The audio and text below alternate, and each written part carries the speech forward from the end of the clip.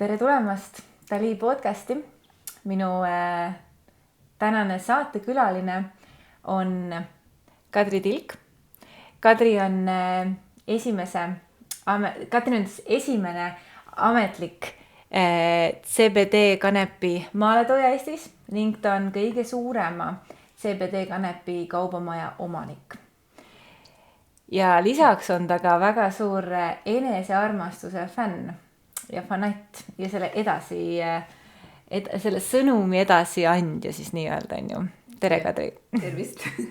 Kadriga me räägimegi täna tegelikult natukene, me puudutame seda kanepi teemat, aga eelkõige me räägime sellest enesearmastusest, sest see on midagi, mis paneb sul südame kiiremini põksuma ja silmad rohkem särama, on ju. Ja nii et tuleb selline tore enesearmastuse saade. Sul on päris vinge sul on päris vinge see teekond selja taga kogu selle enesearmastuse teemal. Yeah. Jaga seda natuke oma lugejatega, kuulajate ja vaatajatega, et mis see sinu teekond on olnud siia, kus sa täna oled sellesse punkti enesearmastuses?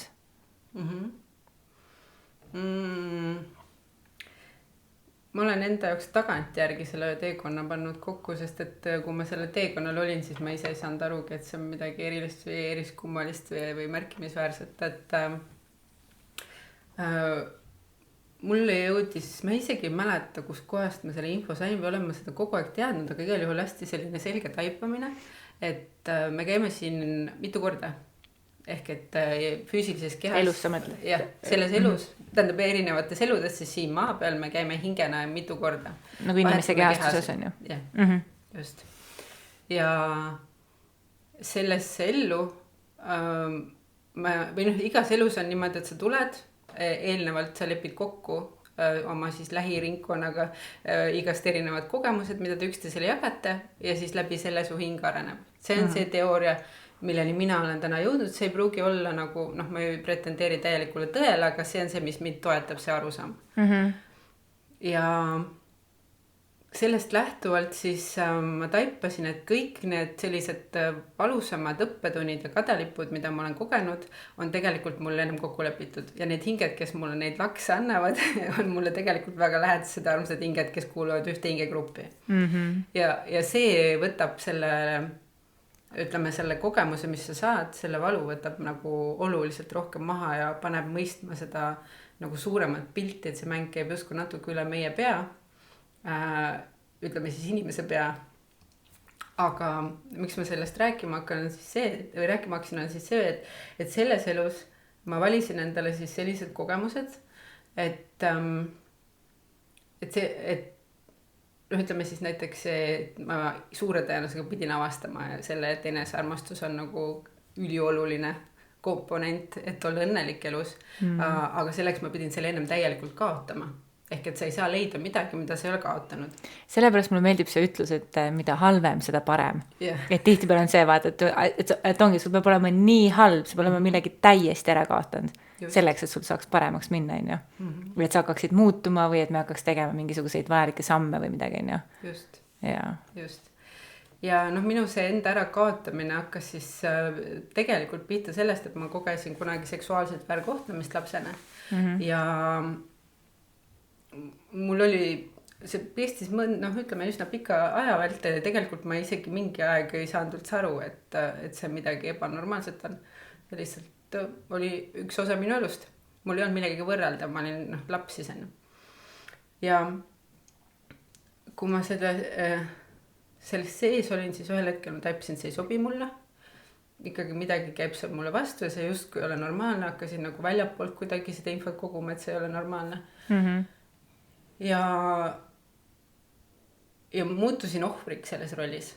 Taipasin täielikult seda, et esiteks seda, et ma olin võtnud endale seisukoha, et ma olen väärtuslik ainult, ütleme siis seksuaalobjektina. Et mind armastatakse ainult läbi selle, kui ma olen seksikas, flirdin poistega.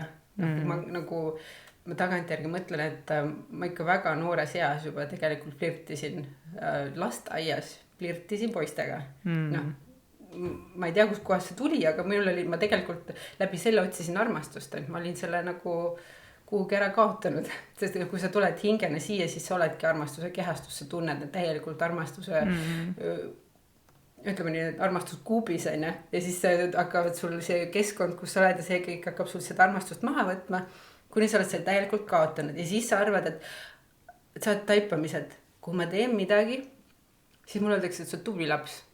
Ja laps, et sa seda tegid on ja okei, ma sain armastuse tunnet natuke, see on nagu sarnane tunne, okei, ma pean veel tegema igasuguseid asju selleks, et tunda ennast armastatuna on ja noh, siis sinna kuuluski see, et ma hakkasin juba lasteaias poistele üritama meele järgi olla ja see läks tegelikult koolis edasi ja suhetes ja noh, see kanduski tegelikult üle suhetesse, paarisuhetesse siis, kus ma pliisisin oma partnereid niimoodi, et noh, tassisin neile võileibu voodisse, pesin nende pesud, riikisin, lappisin, tegin süüa, tegin alati seda süüa, mida su partner kõige rohkem tahab. Aga see oli nagu mitte selle arvelt, et mul on hea enesetunne, kui ma seda teen, vaid selle arvelt, et ma saan siis armastust. Siis ta mind armastab, kui ma nii teen. Ja, just. Ja seal ongi see tähtis koht, et sa taipaksid ära selle, et mis tasandilt sa midagi teed. Kas sa teed sellepärast seda, et sinul endal on selle andmisrõõmu pärast hea enesetunne või sa teed seda sellepärast, et sa tahad väljapoolt midagi vastu saada. Ja sinna me eksime kõik ära. Ja kui seal on see vahel see, et kui siis. Et kui see on, ma olen ise ka tähendanud, et kui mul on see kas või näiteks, et kas või, ma ei tea, kui ma kaotan nii ja nii mitu kilo, siis ma olen ilus, siis ma endale meeldin. Või kui mul on pangakontol nii palju raha, siis ma olen õnnelik ja rahulolev. Või kui ma saan lapse, siis ma olen õnnelik. Noh, mis iganes inimesed panevad sinna nendesse lahtritesse, on ju. Just. Aga igal juhul siis kui ma olin jõudnud sellesse ohvri rolli ja süüdistamise punkti, siis ma jälle ei suuda näppu peale panna, kus kohast mul tuli see taipamine, et mina ju tunnen ennast halvasti, kui ma süüdistan või olen ohvri rollis või tunnen seda valu, sest et kui ükskõik kes sulle midagi teeb, siis tema teeb oma asja ära. See, kuidas tema ennast tunneb, mina ei suuda seda tegelikult kunagi muuta, see ei jõua minuni, aga ma saan ainult muuta seda, mida mina tunnen ja kuidas, mis minu sees toimub, on ja. Ja ma sain nii selge aru saama, et ma pean andestama ja andestama mitte tema pärast, vaid iseenda pärast, et mina ise tunneksin ennast kergemini selles iseenda sees, et mul oleks hea olla ja see hea tunde tagaajamine sai mul täiesti motoks igasugustes erinevates valdkondades. Kui vana sa olid siis umbes?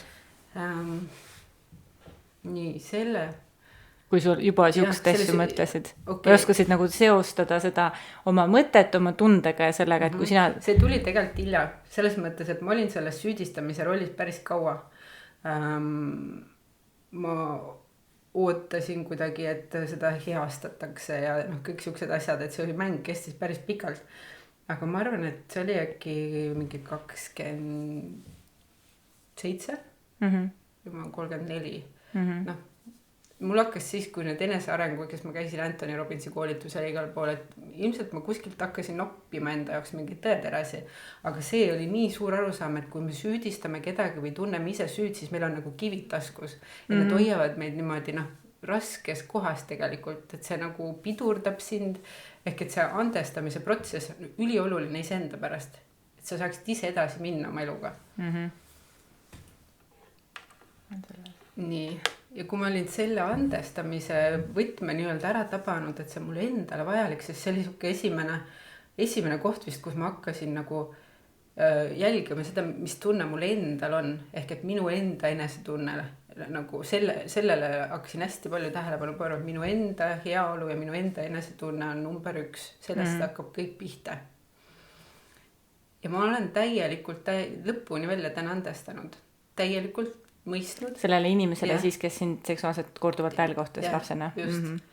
Ma mõistan seda, ma isegi proovi mõista seda inimese tasandit, ma mingi aeg püüdsin et mingi põhjuse tagajärje seost, et umbes, et selliseid asju tehakse sellepärast, et ta on ise lapsena midagi halba läbi põdenud või noh, mida iganes. Üritasin leida mingit seost, aga see ei andnud mulle rahutunnet.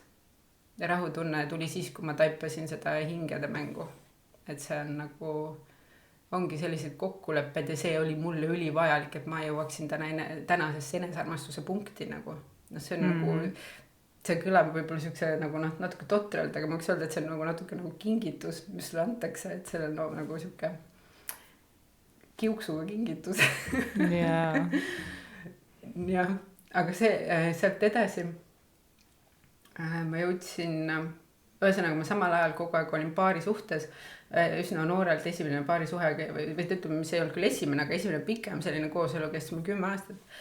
Ja selles suhtes ma ei saanud, või ma ei laksanud seda ära veel, et selleks, et see suhe oleks nagu päriselt õnnelik ja me mõlemad oleks, et see oleks eluterve, et selleks on vaja iseendaga nagu koju tulla, nii et sa oled iseendaga joondunud, et sa lähtud asjadest nagu iseenda pärast, et kui sa näiteks, no ütleme, teedki seda võileiba, siis sa teed seda sellepärast, et mul on hea tunne anda, mulle meeldib teha kingitusi, mitte sellepärast, et palun ütle mulle aitäh ja ma ei tea, anna mulle musi nagu. Et seda ma ei leidnud selles suhtes veel ja selleks see suhe läkski tegelikult nagu, ta lõpus oli üsna heas kohas.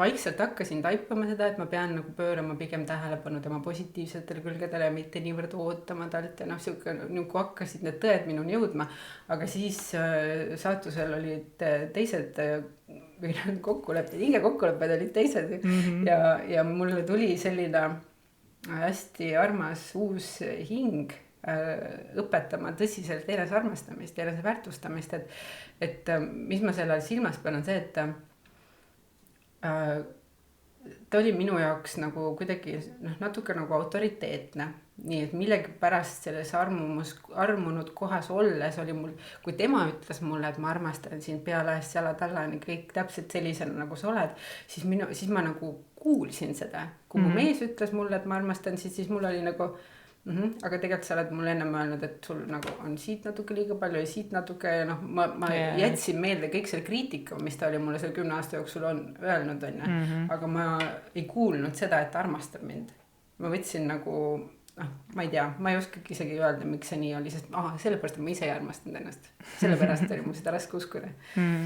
Ja siis, kui see nii-öelda teine suhe tuli, siis siis ma taipasin, et mida inimesed räägivad, et suhe on peegeldus. Sest et ta lihtsalt tuli, seisis mu ette ja näitas mulle kõike, mis ma olen. Ja ma armusin sellesse, mis ma olen, läbi tema silmade. Pluss siis sellesse, mis tema oli, mida ma tegelikult olen kogu aeg nagu soovinud salamahti. Et ta oligi selline nagu täiskomplekt, anti mulle, palun, siin on see, keda sa oled alati tahtnud tegelikult. Ja siis ta lõigi mulle, nagu kuna ta tundus sel hetkel nii täiuslik, mul olid roosad prillid nii tugevalt peas. Ja kuna ma siis veel ei armastanud iseennast ja ma otsisin armastust väljapoolt, siis selle tunne pärast, mis ma sealt sain, ma hakkasin tegema siis sellist nagu hävitustööd.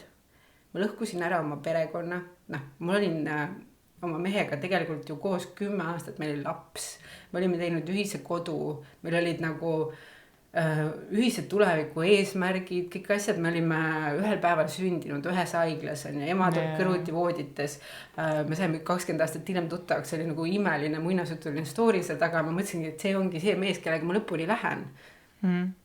Aga samas ma taustal kogu aeg tundsin, et midagi on nagu puudu ja siis tuli see, mis puudu oli, see tuli täiskomplektina ja ma kaotasin täielikult pea ja ma võtsingi selle vastu, mis tuli ja jätsin selle, mis ennem nagu siis oli, selle jätsin kõrvale, sest et see armastuse tunne, mis tuli selle uue suhtega, oli nagu nii suur.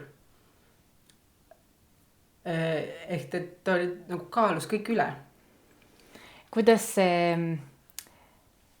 see mõjutas või kuidas sa leidsid selle enesearmastuse üles, kui ka see uus suhe ikkagi ei mänginud välja ega see ära lõppes?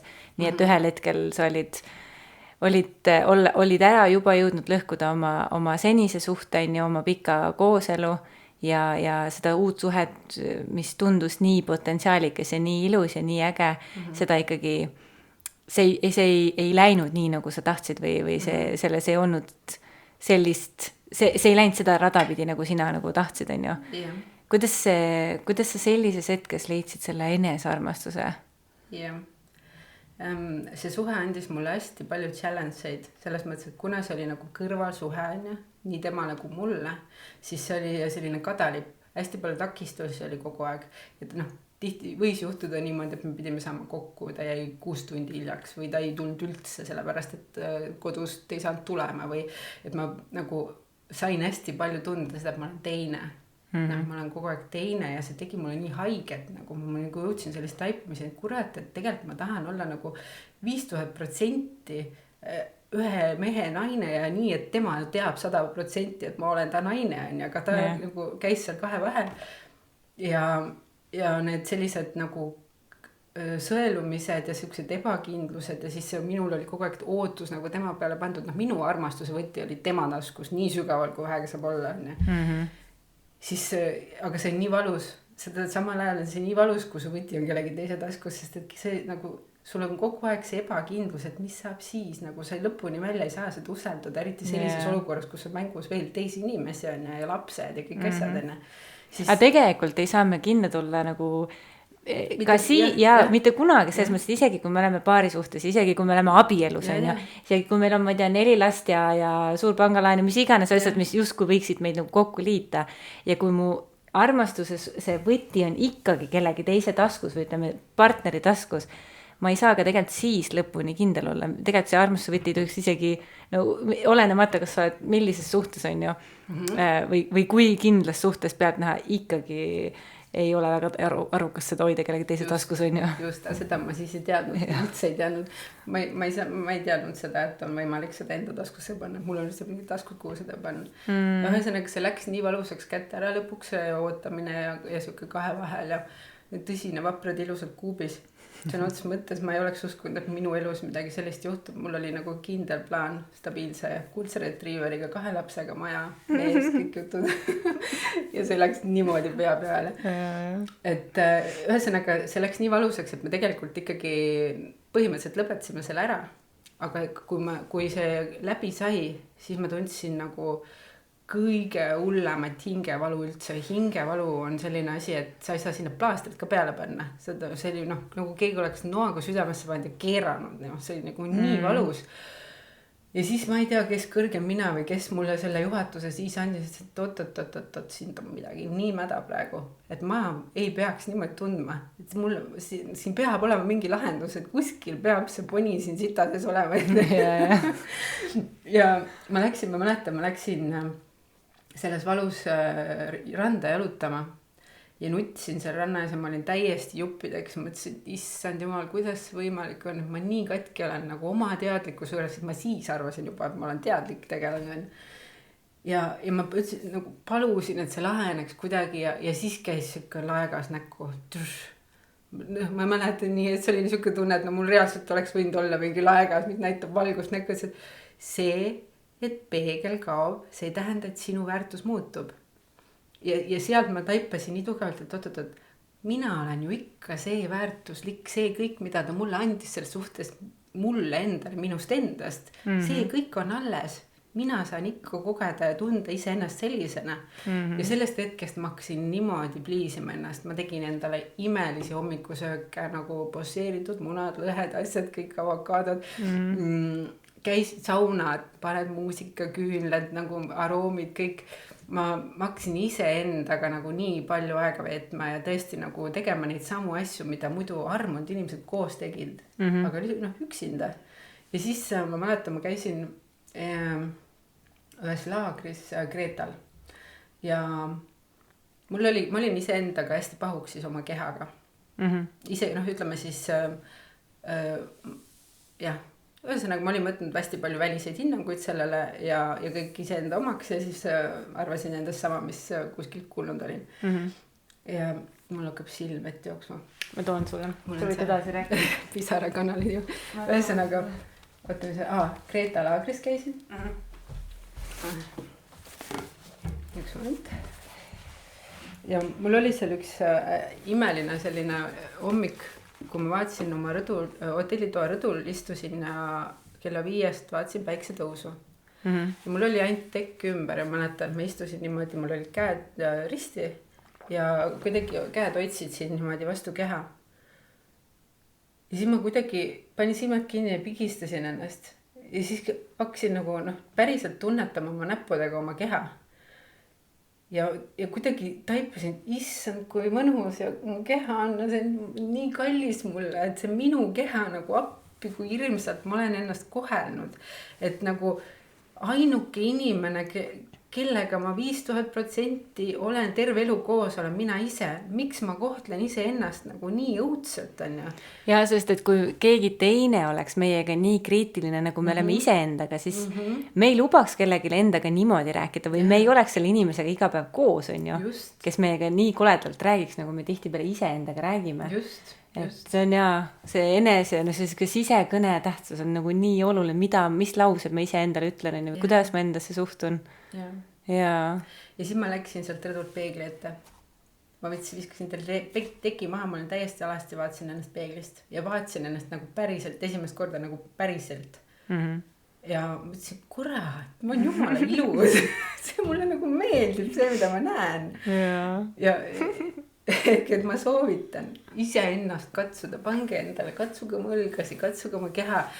Nagu see enda kehaga sõbraks saamine on ülioluline, sellepärast, et kui see, oluline on see, et sa jõuaksid sellesse enesearmastusest sellisesse punkti, et sa tõesti aksepteerid ennast igal tasandil, oma sünnimärkide, oma konnasilmadega, mis iganes asjadega nagu, et ainult niimoodi saad sa väljapoolt tõmmata oma ellu seda armastust, mida sa nagu päriselt väärt oled. Seega, mis see enesearmastus sinu jaoks on? Kus sa täna selles enesearmastuses oled? Nii, enesearmastuses on üks oluline asi, millest aru saada. Et sinu sisetunne, sinu see heaolu tunne, mis sul on mingite asjade, mis iganes asjade suhtes, et see on su indikaator nagu kogu aeg. Mingi tegevus, kas ma peaksin seda tegema? Kas ma peaksin sinna minema? Kas ma peaksin sellele inimesele helistama? Näiteks siuke asi nagu pisivaled.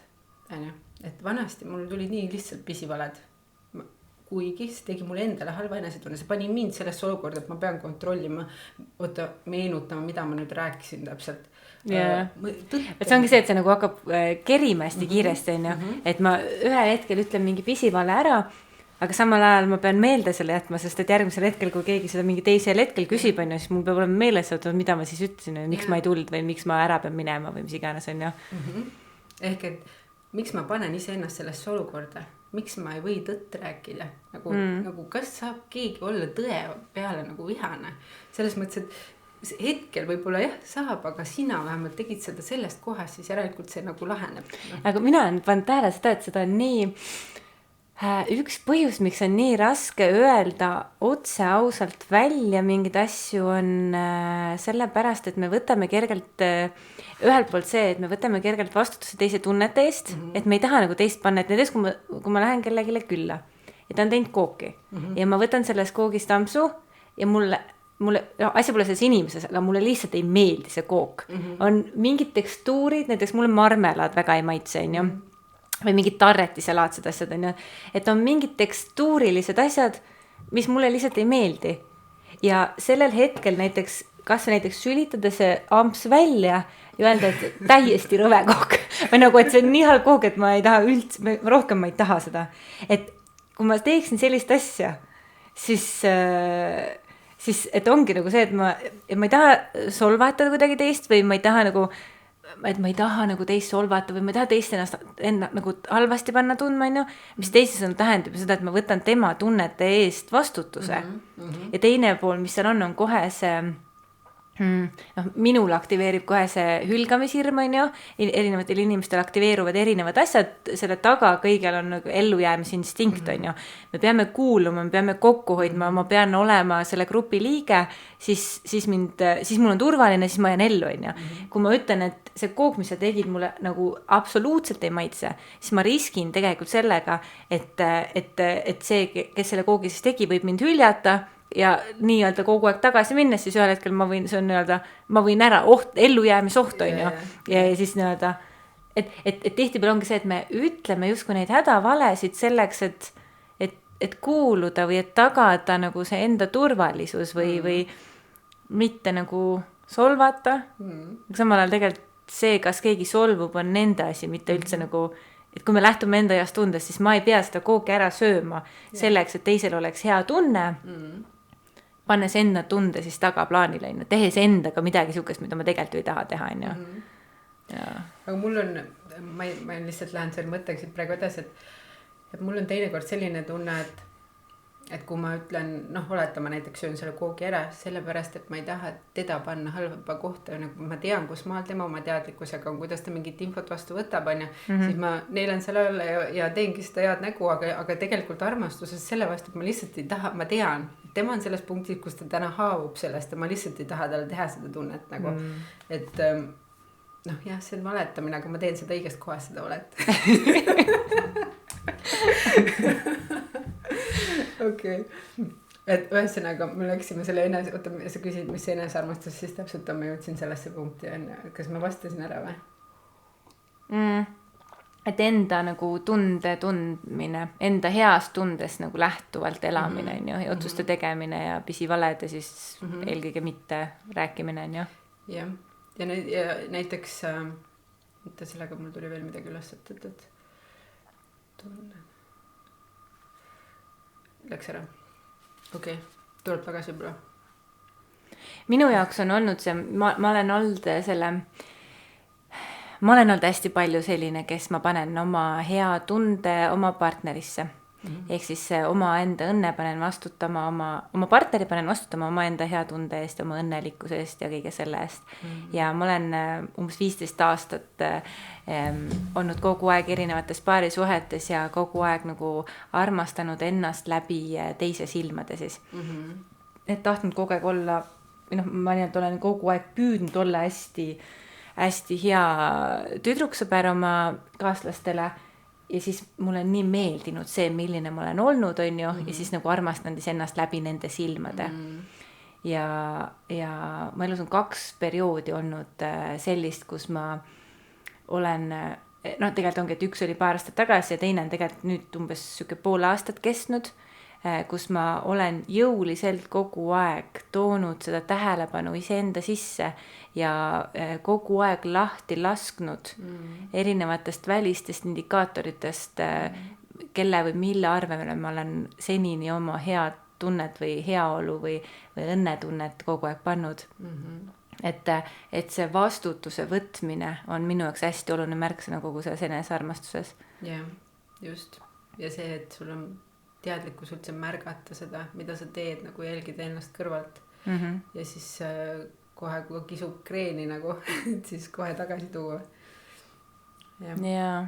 Ja selles kogu selles enesearmastuse protsessis, kui see veel võib-olla ei ole nagu nii loomulik teema või see vajab nagu harjutamist või sellist teadlikku tähelepanu, on ju, siis ma olen tähele pannud, et kui oluline ongi see, kuidas ma endaga räägin, mis see sisekõne mul on, millised afirmatsioone ma iseendale ütlen, kuidas ma endaga räägin, kui mul, ma ei tea, teetass läheb ümber või kui mul midagi kukub maha või kui mul teen lapsele hommikul putru ja see kõrbib põhja näiteks, on ju. Kas mu esimene reaktsioon enda suunas on kuradi loll, nagu miks sa ei saa isegi sihukese asjaga hakkama, on ju.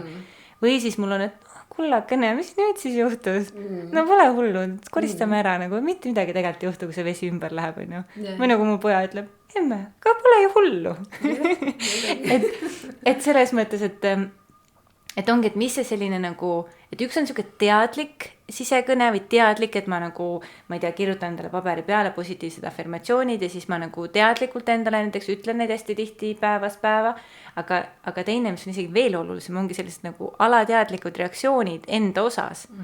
Või kui ma ei tea, liikluses tekitan ohtliku situatsiooni või kui mul, ma ei tea, tagurpidi või nagu see külgboksi tegemine, mingi nökerdan seal niimoodi, et juba teised lasevad signaali järgi. Kuidas ma sellistel hetkedel endasse suhtun või endaga räägin?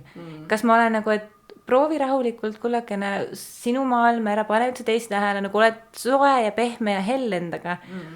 või tekib sihuke nagu enesekriitika ja sihuke nagu mahatõmbamine enda osas, on ju. Et need on minu ka siuksed kohad, mis näitavad ära, kus maal ma olen enesearmastuses. Tead, selle jaoks on üks hästi hea praktika, mida mina kunagi Anthony Robbinsi koolitusel tegin. Käisid UPV-l või? Jah. Jaa, mis aastal sa käisid? Ma mõtlen seda, kus sa pead minema oma sisemise lapse juurde. Et noh, see oli esimest korda, kui ma nagu eraldasin iseenda praeguse mina ja läksin siis nagu enda juurde kõige esimesse kohta, kus ma olin väike laps, mida ma oma mälus mäletan. Ja ma võtsin selle lapse sülle, kallistasin teda ja palusin tema käest vabandust kõige eest, mida ma siis olen talle öelnud, on ju, selles sisekõnes ja millistesse olukordadesse ma olen lasknud tal ennast panna ja noh, kõik need, et nüüd ma olen siin sinu jaoks ja ma kaitsen sind, on ju. Et see kontakt oma sisemise lapsega oli minu jaoks võib-olla see esimene punkt, kus ma hakkasin ka nagu kontrollima seda, kuidas ma endaga räägin, et mu sees elab keegi veel nagu see pisikese lapse suhtes tekib siuke heldimus rohkem, on ju. Ja keegi on ka kuskil öelnud, et kes see on, me peaksime oma partneritega, Tiina Riitus, üks päev just vaatasin raamatut, sirvisin uuesti üle, et me peaksime ka oma partnerite ja tegelikult ma laiendaksin seda ka iseendaga suhtlema või rääkima nagu oma lemmikloomadega. Et vaata, kui me läheme koju, on ju, ja meil jookseb koer vastu, siis me koera puudutame, me teda silitame, kratsime, sügame, musutame, kallistame, nagu me oleme nii nunnud selle koeraga, on ju, nagu süda täiesti lahti, me oleme täiesti armastus, on ju. Ja siis, kui näiteks tuleb meie mees ja meil seal siis vastu, on ju, siis me mingi tšau või nagu mingi tere või noh, mis iganes kohas sa oled oma hetkel selles suhtes, on ju. Aga et kui me kohtleksime nagu kõige paremas mõttes, kui me kohtleksime oma kaaslasi ja tegelikult ka iseennast sama suure avatud südamega, nagu me kohtleme oma lemmikloomi. Kus me vaid kass võib alati sulle sülle ronida, on ju, ja sinu nurrudes sulle, ma ei tea, kuhu pugeda ja saada hellust ja paitust ja kõike seda, on ju. Aga kui me puudutaksime oma partnereid füüsiliselt, ma ei mõtle ainult seksuaalselt, vaid nagu lihtsalt me puudutaksime neid füüsiliselt sama palju kui oma lemmikloomi või suhtuksime neisse sama nagu sooja ja armastusega. Ja samamoodi endasse, on ju. Siis oleks maailm kohe palju rõõmsam paik, on ju. Just. Et see väike laps meie sees vajab täiega tähelepanu. Rännakupraktikutes olen mina ka seda hästi palju tajunud seda. Mis aastal sa käisid Robbinsi sellel koolitusel? Mis ta võis olla? 15 äkki või? Siis me käisime samal aastal. Ma käisin 2015 ka. Kevadel. Ja. No see on Londonis. See on Londonis vist alati kevadit, jah. Aga seal, nii palju rahvast oli mingi 100 inimest või midagi sugust tol aastal. Jah, selles mõttes, et ma mõtlesin, et see on juba tuttav näoga, et ma peaks pilti vaatama, et ma võib-olla ühe pilti veel. Mul on päris palju tulnud nüüd, ütleme siis 5 aastat hiljem, et selle 5 aasta jooksul on päris palju selliseid uusi tuttavaid olnud, kes ühel või teisel moel on siis saadud, on ju, ja kes on ka käinud 2015 Robbinsil. Et mina olin siis tol hetkel oma selle ühe kaaslasega, kellega me hakkasime lahku minema, nii et ma ei pannud eriti üldse ümbruskonda tähele või nagu teisi inimesi, et mul oli nagu see, kusjuures peaksin Robbinsile uuesti minema, sest et ega seal ka paljud protsessid jäid tõenäoliselt poolikuks või olid natuke nagu segat, on ju. Tähelepanu oli natuke mujal, aga hea lahe. Jah, tore. Kas sul on mingisuguseid praktikaid, mida sa mäletad, mida sina tegid, kui sa olid nagu teel enesearmastuse poole? Mis võiksid aidata näiteks neid meie kuulajaid või vaatajaid, kes tunnevad, et võt, ma peaks ka natuke suurendama enda sükst tingimusteta armastust? Ma kirjutasin välja sellised positiivsed aspekte iseendast.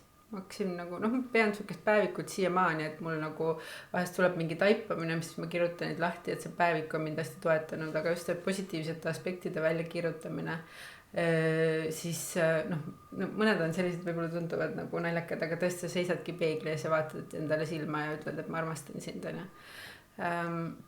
Siis hästi oluline, mida ma hakkasin tegema, ma võtsin hommikuti enda jaoks aega, siuke 2 tundi hommikul ärkad ülesse, meditatsioon, väike jooga, väike raamat, et see on minu kvaliteetaeg, minu aeg iseendaga, sellepärast et see on nagu kõikide teiste inimeste jaoks võtad kogu aeg aega nagu vanemad, lapsed, koerad, sõbrannad, kõik saavad su aega, aga sina nagu see suhe, mis on nagu kõige olulisem, see, mis kindlalt on terve elu sinuga, ainuke suhe, see ei saa üldse aega, et selle ma taipasin mingi hetk ära ja hakkasin täiesti rangelt endale eraldama seda hommikuperioodi, kus ma nagu kogu maailm magab veel ja ma saan olla iseendaga. See andis hästi palju kaasa. Ja siis, mis veel? Praegu kohe niimoodi ei tulegi meelde. Ma võin siis lisada siia enda poolt, mida mina olen nagu teinud. Ma mäletan seda, kui mul on elus olnud nagu rasked perioodid, siis ma hakkan kirjutama tänulikkuse päevikut. Ja ma ei tee seda niimoodi, et ma mõtlen näiteks õhtuti 3 asja, millest ma olen tänulik või 3 asja, millest mul täna on hästi läinud. See on lahe, et mul on 3-aastase pojaga on meil selline komme, et õhtuti, kui me lähme magama, siis me alati räägime, siis ta küsib mu käest, et emme, mis sul täna päevas hästi läks? Ja siis ma räägin talle, mis mul täna toredat päevas oli ja siis tema räägib mulle, mis tal täna päevas toredat oli. Ja siis ta muudkui tahab mulle veel ja veel, räägi veel midagi, mis sul hästi läks, räägi veel, mis veel oli toredat. Et talle nii meeldib kuulata seda. Aga ma märkasin seda, et kui ma teen lihtsalt nagu mõtlen näiteks mingi 3-5 asja, mis mul on toredat täna läks näiteks või millest ma olen tänulik, siis need jäid nagu suhteliselt sellised nagu pinna peale minu jaoks. Ja siis ma hakkasin tegema, keegi mulle kunagi ammu üks nõelraviarst, üks Hiina meditsiiniarst soovitas mulle, et 42 asja. Ja siis ma teengi, praegult kusjuures kirjutan ka suhteliselt nagu, iga õhtu ma ei jõua, aga tavaliselt ma püüan õhtuti kirjutada selleks, et hoida ennast ka kogu praeguses nagu siukses vobli perioodil on ju hoida ennast nagu ise oma seda õnnelikkuse raadiokurssi nii-öelda nagu teadlikult kruttida ja hoida seda nagu õiges kohas, siis ma kirjutan, ehk siis ma püüan kirjutada nagu nii tihti kui võimalik ja mida raskem aeg mul on, mida vähem aega mul on, seda nagu jõulisemalt ma igal õhtul või kas või hommikul, kellel iganes aeg sobib, et 42 asja, mille eest ma olen tänulik. Okay. Ja nagu järjest välja, ma olen tänulik selle eest, ma olen iga lause, ma nagu nummerdan neid, iga lause algab, ma olen tänulik. Ja siis ma nagu märkasin, ma tegin seda siis 2 aastat tagasi, ma tegin 35 päeva järjest. Ja ma märkasin seda, et kui esimesed siuke 10-15 olid suhteliselt mõistuse tasandilt, meele tasandilt, egost, siis just miks oli hea, et neid oli nii palju, 42 on ju, et ma jõudsin lõpuks nagu nii südamesse. Ükskõik kui valus mul oli, ükskõik kui nullis ma oma sagedusega olin on ju, või kui kehv päev mul justkui tundus olevat selja taga olnud, siis ma lõpuks jõudsin täiesti südamesse. Et neid oli nii palju ja ma pidin nagu kogu aeg minema ikka sügavam on ju. Et mina olen seda tänulikkust teinud. Üks asi, mis mul on veel enesearmastuse osas, minu meelest on hästi lahe harjutus, on see, et põhjus, miks ma olen armastust väärt. Umbes see nagu sina on ju, et kõik, mis on ilus minu juures. Et samamoodi teha. Kunagi, kui ma alustasin oma teekonda, siis mul terapeut ütles, et nüüd tee endale mingi, äkki ta ütles 30 põhjust, miks ma olen armastust väärt. Et seda ma ka ikkagi aeg-ajalt teen, et miks ma olen armastust väärt. Ja mina olen hästi ka selle, miks mulle meeldib see, ongi see, miks minu jaoks on hästi oluline see mõtet teadlik juhtimine või see sisekõne teadlikkus, ongi see, et me mõtleme iga päev umbes 80% samu mõtted, mis me mõtlesime eile ja omakorda eile, ehk siis sina oled 34, mina olen 31, et ehk siis suures pildis ma ei saa öelda tegelikult, ma arvan, sina ka ei saa, et ma ei saa öelda, et ma olen 31 aastas samu mõtteid mõelnud, sest et ma olen nagu viimastel aastatel hästi radikaalselt oma nagu mõtteid avardanud ja suurendanud ja mõistuses südamesse kolinud rohkem. Aga siiski on suures pildis, me võime öelda, et me oleme nagu aastaid harjutanud teatud mõtete mõtlemist. Ja need on justkui, mulle meeldib siuke analoog, et need on justkui, vaata kui näiteks ketikoerad on ju, kui nad käivad kogu aeg sama ringi, võivad loomaaias on ka mingid, teevad ümber mingite kivide kogu aeg samu ringe, et kui me kõnnime kogu aeg samades kohtades, siis sinna tulevad nagu vaod isegi sisse. Ehk siis kui me mõtleme kogu aeg samu mõtteid, siis need on justkui nagu vagudes me oleme. Ja kui me nüüd muudame seda trajektoori, siis kui me esimest korda mingit teist ringi käime või uut mõtet mõtleme, siis see ei jäta vagu, on ju. See isegi ei jäta mingit jälge. Yeah. Ehk siis, kui me tahame muud nagu nii kergen kukkuda sinna vakku tagasi, on ju, sinna juba mõeldud mõtetesse.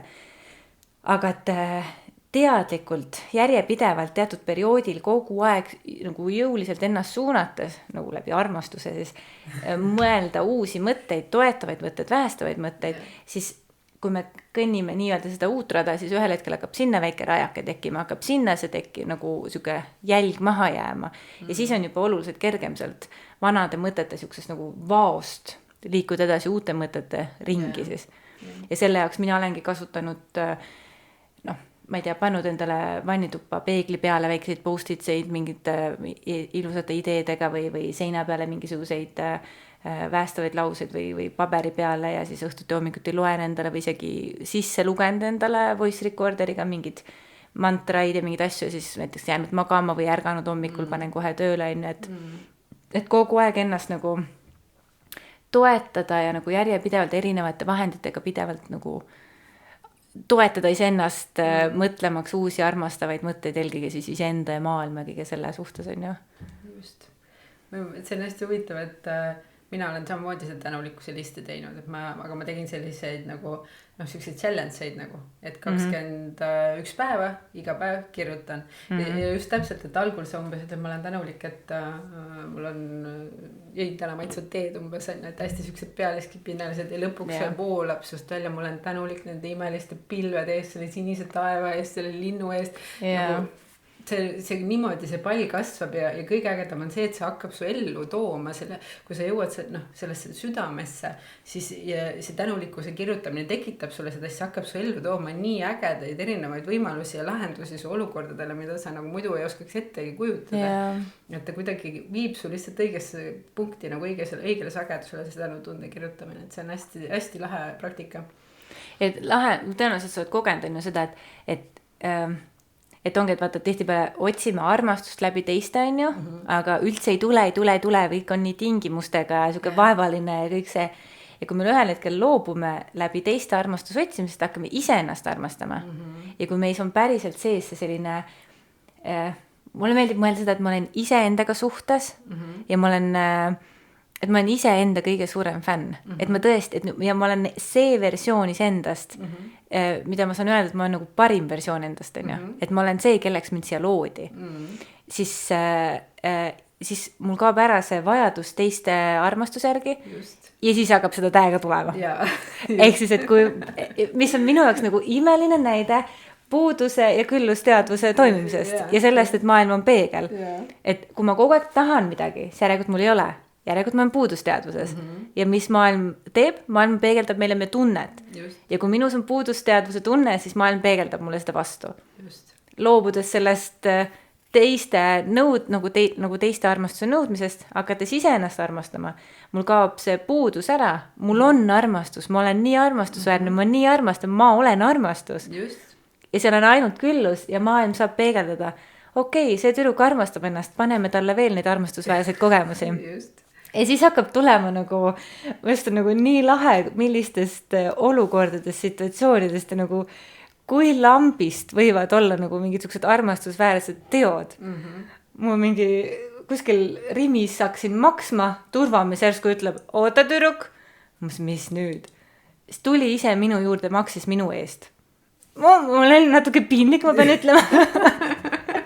Lihtsalt nagu nii nagu lambid või nagu siuksed näiteid vaata, kuidas ma saan läbi teiste nagu, et kuidas maailm pakub mulle seda armastuse kogemust. aga mis põhiline on see, et vaata muidu nagu paljudel inimestel on nagu ilmselt veel see arusaam, et vaata enesearmastus, see mingi egoismi teema on ja nii edasi on.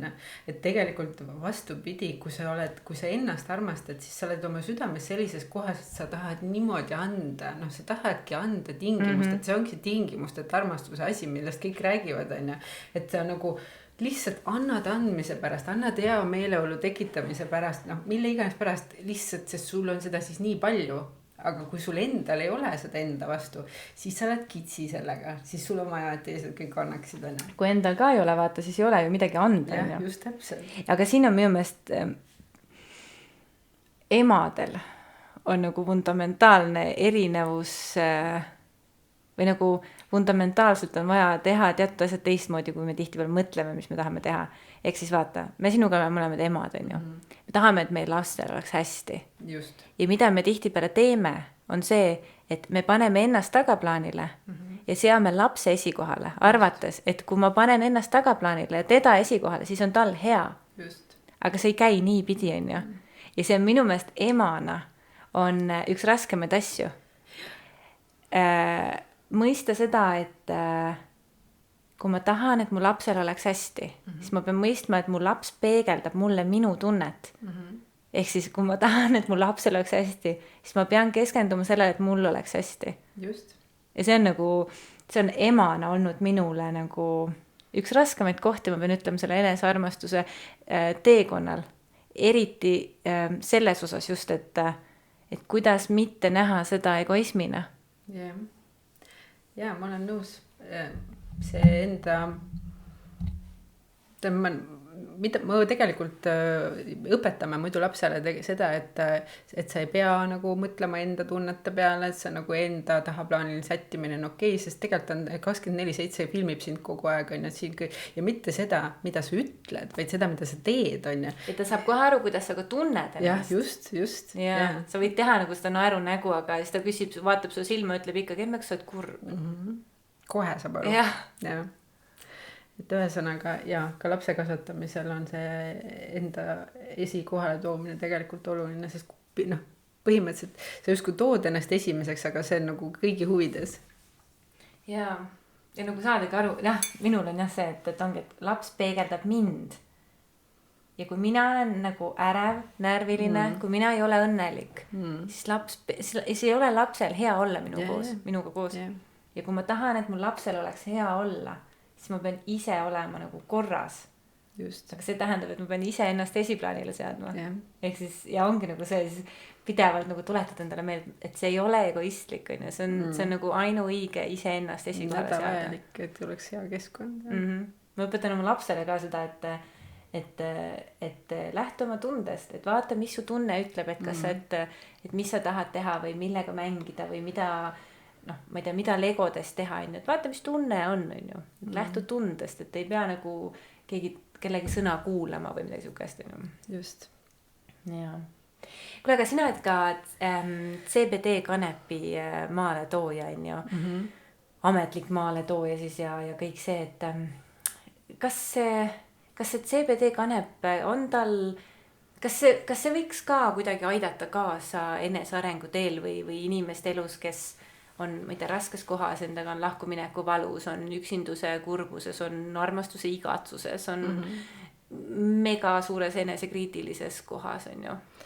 Ja kindlasti selles mõttes, et ka mina ise kasutasin CBD, miks ma üldse hakkasin seda maale tooma, oli see, et mul oli endal oma kogemus selle CBD-ga, ma olin too hetk hästi depressiivses kohas, ma arvan, et ma teoreetiliselt oleks pidanud antidepressante sööma, aga õnneks ma seda otsust ei teinud küll, aga koberdasingi selle CBD otsa ja hakkasin seda õli ise tarvitama. Ja mis ta siis tegelikult teeb, on see, et meil on organismis selline asi nagu endokannabidinoidisüsteem. Ma jumaldan seda sõna. Endokannabidinoidisüsteem. Ja see on päris huvitav sõna, kui ma seda esimest korda mõtlesin, kuidas ma hakkan inimestel selgeks tegema, millega on tegu, see on nagu nii hull sõna. Aga endokannabidinoidisüsteem ja sellel süsteemil ta on kõikides organites põhimõtteliselt hästi laiali igal pool ja seal on sellised retseptorid, mis reageerivad siis välisel keskkonnale. ja kui siis oletame näiteks, et su kehas on stress või mingi põletik on ju, siis need retseptorid võtavad info vastu ja vastavalt sellele hakkab siis nagu rakk käituma. Nüüd, kui sa kasutad CBD-d, siis CBD jääb sinna nende retseptorite külge kinni ja ta blokeerib ära selle info tuleku rakku. Ja see on see põhjus, miks siis rakk säilitab oma normaalse keskkonna ja ta ei reageeri sellele, mis väljast tuleb. Ehk et... Aga kas ta siis heale ka ei reageeri või? Hea, no jah, selles mõttes, et hea küsimus. Ühesõnaga, tegelikult pikem mina olen aru saanud, et ta võtab maha kõik need põletikud ja negatiivsed sümptomid nagu, et noh, mis ju tervisele häda tekitab, on need negatiivsed asjad, on. Ja neid ei lase siis kanduda edasi. Jah, et siis see info jõua rakku ja rakk saab olla normaalne ja sealt tulebki see tervenemine. Miks CBD annab nii häid tulemusi on see, et kui rakk ei saa infot kätte ja ta saab olla normaalne ja teha oma tööd edasi. Siis mille jaoks seda hästi palju kasutatakse, ongi stress, depressioon, unehäired, ärevushäired, mis kõik on probleemid, mis hakkavad peast pihta. Ja nendel on nagu ütleme niimoodi, kui sa oled hästi tugevas depressiooni või stressis ärevuses, siis sul on selgelt juba raske mõelda, nagu sul on see negatiivsed mõtted on sul nii üle võtnud, nagu sellised paanikamõtted ja kõik, et sa ei saa seal selgust, aga kui sa seda CBD aitab sul nagu selle rongi kuidagi peatada, et seda okei. Ta võtab nagu sellise keha relaksi natuke tekitab, et sa saadki nagu hakata nagu rahulikus kohast mõtlema ja reageerima siis sellele, mis väljaspool toimub, et ta kindlasti mingis faasis oli minu elus väga hästi oluline. Täna mul ei ole teda enam vaja, aga sellesse rahupunkti tagasi tulla, selles faasis oli küll oluline. Tegemist ei ole ju kanepiga selles mõttes, et ma hommikuti õhtuti võtan endale selle pipetiga endale keele alla ja siis tripin. Seal on CBD kanep on siis põhimõtteliselt tööstuslikust kanepist, et marihuana on see THC kanep, see, mis on nagu narkootikum ja siis illegaalne. CBD on tööstuslik kanep, kannabis sativa, mis on siis põhimõtteliselt seda kasutatakse veel igasugusteks erinevateks asjadeks. Kanepit saab hästi laialt kasutada, sellest taimest võetakse ekstrakt ja siis see ekstrakt segatakse kanepi seemneõliga ja siis see ekstrakt sisaldab lisaks CBD-le siis veel erinevaid teisi kannabidinoide ja need koos niimoodi sünergiliselt toetavad kõige nii-öelda tõhusamalt tegelikult. Ehk et tegemist ei ole kindlasti millegi illegaalsega, et ei ole narkootikum. Nojah, ja ma saangi aru, et inimene, kes on siis, ma ei tea, raskes kohas on ju või kes on lõksus iseenda negatiivsete mõtete seas näiteks on ju või kellel on niisugune depressioon, unehäired, ärevus, mis iganes sa siin vaata nimetasid on, et kui hommikuti õhtuti natuke seda võtta, et siis jah, vaata, mul on muidugi see, ma olen selles mõttes natuke keerulises kohas, et tänaseks on nagu Eesti Veterinaariamet teinud nagu sellega 1-0 on, et seal on omad põhjused, miks nad täna ei luba seda. Sellest saab nagu internetis lugeda, ma ei hakka siin, aga ühesõnaga kõik on okei tegelikult, see on täiesti söödav, see ei ole midagi mürgist, lihtsalt Ravimiamet ja Veterinaariamet nagu mingil põhjusel ei taha, et see inimesteni jõuaks, ehk siis täna ma Eestist olles pean ütlema, et ära pane seda suhu, aga ma võin öelda, mida ameeriklased teevad näiteks või mida sakslased teevad, et nendel on see Coca-Colasse ka juba pandud, on ju, see on nagu vees, kommides, toidulisandites, igasti põhimõtteliselt nad kõik söövad seda sisse ja kasutavad ära seda oma tervise toetamiseks. Et mujal maailmas on see okei, eurooplased on ilmselt natuke teisest puust siis. Nojah, eks nende asjadega vist on vaata see, et inimesed ei saa su pealt raha teenida, kui sa oled terve, on ju. Just. Ja kui need ka homoöpaatilised terad on ju ja kõik sellised siuksed ravimasjad, mis töötavad, aga mis võib-olla ei maksa nii palju kui tavalised asjad või mis toimivad natuke liiga kiiresti või et need on sellised asjad, mida ei taheta väga lubada, sest et need ei toeta seda üldlevinud süsteemi, on ju. Paraku küll, jah. Mis me siin ikka ilustame. ja. Aga eks ongi see, et kõik saavad ise vaata valida, on ju, et mis nende maailmas toimub, mida nemad oma maailma lasevad ja milliste vahenditega nemad oma maailma nagu toetavad, on ju, et ja ütleme niimoodi, et mina Eesti ettevõtjana täna nagu olen piiratud selle CBD levitamisega hetkel, aga Eesti inimene välismaalt või kust iganes e-poest võib tellida ja tarvitada, et see ei ole keelatud, seda nad ei saa keelata. okei. Et seda nagu, et mul võib kodus olla, mul võib käekotis olla, ma võin seda keset Viru keskust endale suu tilgutada, keegi mind sellest arestida ei või. Just. Okay, aga see ei ole midagi sellist, millest võiks sõltuvusse jääda? Ma ei isegi praegu täpselt ei oska öelda seda, miks, aga ma tean, et sellest ei jää sõltuvusse. No kui seal ei ole seda kanepi narkootilist ainet juures on ju. Ja. No lahe, tore vestlus on meil sinuga olnud. Selline, mis on need põhilised asjad, mida inimesed, vaata, sa ütlesid mulle enne, et sa oled nii palju rääkinud sellest enesearmastuse teemast, on ju, ja et ükskõik kus sa nagu käid või mida teed, et ikka ja jälle sa leiad ennast sellest rääkimast. Ja mida inimesed küsivad selle kohta, mis inimestele kõige suurem aha-moment on või mida sa kuuled, mis see sinu sõnum, mis on see kõige olulisem osa, mida sa näed, mis inimestel on vaja kuulda? No näiteks paari suhtes on ju, et need inimesed, kes elavad veel kellegagi koos ja hästi palju nagu ootavad oma partnerilt, et ta ei teinud nii või täna käitus nii või ma ei tea, ta on nagu see, et siis las ta olla. Keskendu sina iseendale nagu selles mõttes, et otsi ise neid kohti, kus sa ka paari suhtes saad iseennast nagu nii palju pliisida, et sa ei hullult ei vajaks seda partnerilt, on ju. Et temal on oma teekond, oma protsessid, aga sina lihtsalt ära pane talle veel seda juurde, et kuule, sa pead nagu tulema ja mulle hullult tegema midagi, et anna talle seda, mida sa tahad, et ta sulle annaks, aga anna seda nagu siit, mitte sellepärast, et sul on vaja vastu saada, vaid sellepärast, et sa tahad olla armastav nagu, et siin ma näen, et see on paari suhetes üks, kus ka mina ise ju tegin hästi suuri eksimusi tegelikult oligi see, et ma kogu aeg ootasin teiselt seda muutust, et tema peaks hakkama tegema nii, nagu mina näen, et on õige. Aga ma ei tegelenud iseendega. Me vaata ei ütle ka seda, mida me ei kommunikeeri oma vajadusi. Ja siis me lihtsalt eeldame, et teine kuidagi moodi teab, mõistab, mõtleb välja, tunnetab, ma ei tea, arvab ära meie vajadused või mida meie tegelikult tahame, on ju. See on päris ülekohtune, on ju. Noh, nagu oleks. Ja võib-olla veel siia lõppu ma ütleks seda, et päriselt nagu see abieluvanne, mida meil siin antakse, et heas ja halvas ja rikkuses ja vaesuses, kuni surm meid lahutab, on ju. Et selle me peaksime andma iseendale selle vande. See on nagu ainuke inimene, kellega sa kindlalt nagu oled koos, oled sina ise lõpuni välja. Ja kui sa oled endale selle vande andnud, iseendaga rahu teinud, siis see elu su ümber hakkab hoopis teistsugust pilti looma. Mulle väga meeldib see mõte ja just see, et ole ise enda aednik oma ilusas aias, mitte ära oota, et keegi teine tuleb ja istutab su aeda lilli. Just. Ja. Äge, tore vestlus enesearmastuse teemal. Ma loodan, et sina kuulaja või vaataja said siitki nii mõnda, millest kinni haarata, nii mõndagi sellist, mida enda ellu rakendada ja millega ise enesearmastust suurendada.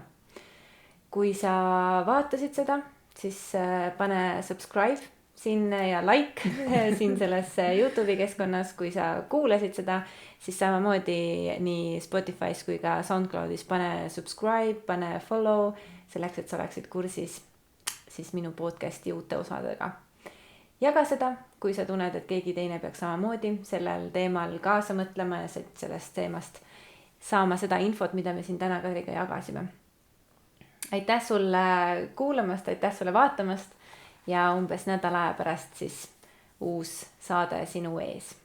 Ja aitäh, Kadri, tulemast. Aitäh.